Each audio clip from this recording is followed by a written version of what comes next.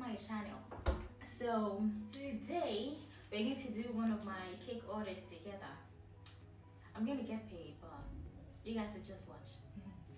So if you're coming for the first time, welcome, and if this is not your first time, welcome back.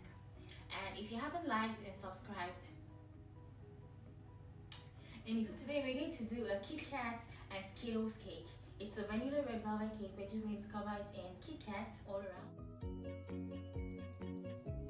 and Skittles on the top. So it's gonna be a lot of fun. So let's get to it.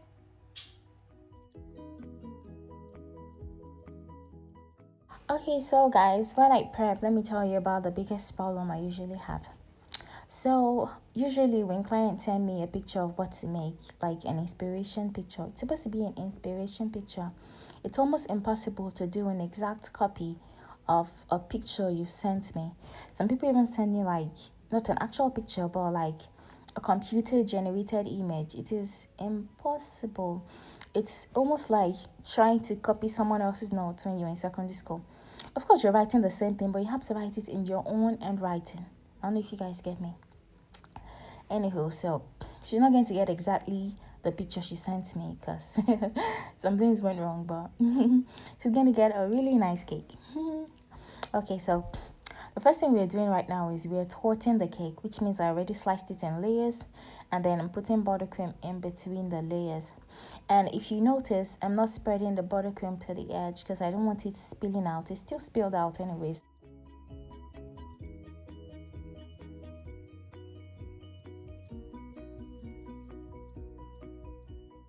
And you can as well decide to like fill your cake with something else. You can fill it with jam or some card, maybe lemon card or any food card you make or you buy. You can fill it with chocolate, but you know, Nigerians like regular stuff. So normally I fill my cakes with just buttercream, except the person like gives me a special request or something. So now after doing that, if you notice I trimmed it. The reason I trimmed it was because like the edges were too brown, plus it keeps your cake aligned. If you trim the sides, you can like cut out the caramelized parts of the cake and leave just a yummy gooey inside. So now we're covering with buttercream, and what I like to do is now we're just doing a crumb coat, which means you're trying to keep the crumbs of the cake in this layer so it doesn't move into the next one. So we're going to do a light creaming and then put it in the freezer for about maybe 30 minutes or less. Okay, so now it's time to unbox our chocolate. The best part. I don't know, watching this part made me calm for some reason. And I didn't eat any because I have self-control. That's what I tell myself. Anywho's, I bought 10 packets of this chunky KitKat, and they had 2 inside, so that's like 20 pieces.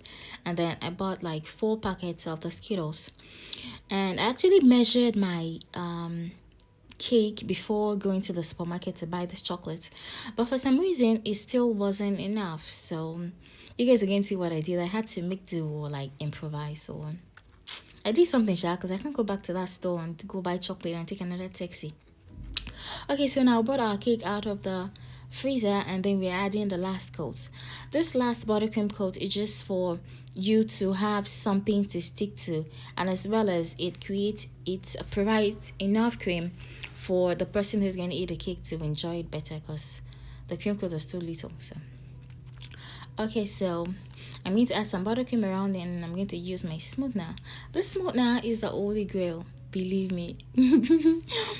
It does everything, like it does half of the work for you if you're working on buttercream. So if you're working with buttercream or you plan to work with buttercream, buy a smoother like this. It is really good, and it helps you align your cake so it's not like slanty or bent. Okay, so the next thing we're going to do is we're going to put the chocolate all around it. And when I got home, I realized I made a mistake measuring my cake. It was 49 centimeters all around, 69 centimeters, but I had just 60 centimeters of KitKat. So I had like 9 extra centimeters that had like nothing to fill the space. So I had to, like, improvise. Usually when people order stuff and the cake looks slightly different, sometimes something went wrong. And that is not like completely a bad thing. Sometimes things go wrong, so you can discover better ways of doing the same thing.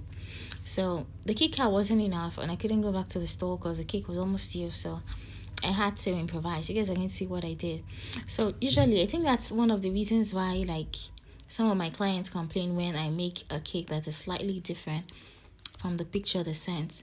Plus, expecting me to stick to one particular thing, and like, you can't have your own original design because all you do is copy other people's designs, and you can't have your own special touch if you're trying to copy exactly the same thing they sent to you.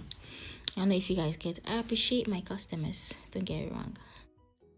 Okay, now, so what I'm simply doing is arranging the Skittles, the S side up. Like, I think every Skittle has an S written on top of it. So, and I arranged them in like the rainbow color. So, I think it looks stunning. Okay, so I had to fill this spot with Skittles because there was nothing to put there.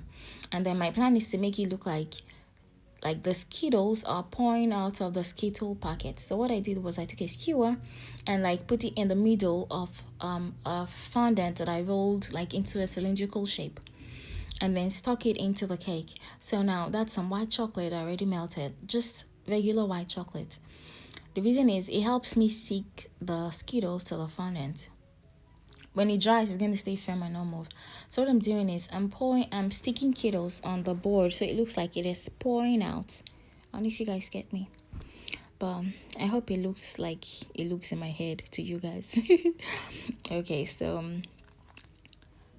this is our final result. I hope you learned a lot and you loved it.